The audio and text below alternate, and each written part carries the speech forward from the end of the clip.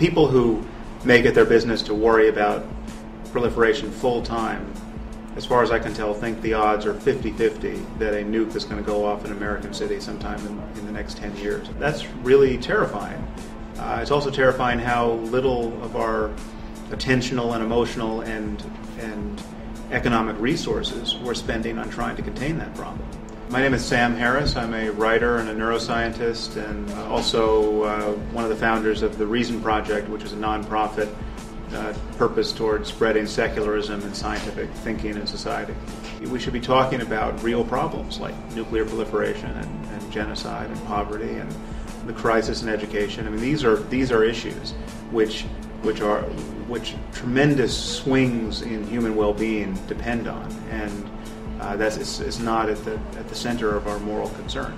We talk about morality in ways that are uncoupled from real questions of human and animal suffering. So that and this is the influence of religion. Religion has convinced us that there's something else entirely other than concerns about suffering. There's concerns about what God wants. There's concerns about what's going to happen in the afterlife.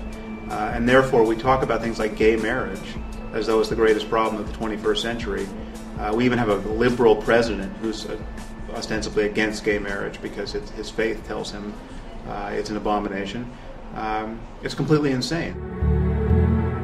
Well, it convinces people that they should pretend to know things they don't know, and it gives them bad answers to the most important questions. And when someone pretends to be certain about something they obviously can't be certain about, that person is not trusted and not given a position of authority, and just it's unseemly. And yet, the moment you shift the conversation to God and the moral structure of the universe as decreed by religion, then all of a sudden all bets are off. You can pretend to know things you absolutely and obviously cannot know. And what's worse is these are mutually incompatible certainties. I mean, there's no way to reconcile Islam with Christianity. This difference of opinion admits of compromise about as much as a coin toss does, because, to take only one example, if you're a Christian of any serious conviction, you have to believe in the divinity of Jesus Christ. Well, it says in two places in the Quran that if you believe that Christ was divine, you will go to hell. So, there is no compromise there. I mean, either Jesus was divine or he wasn't.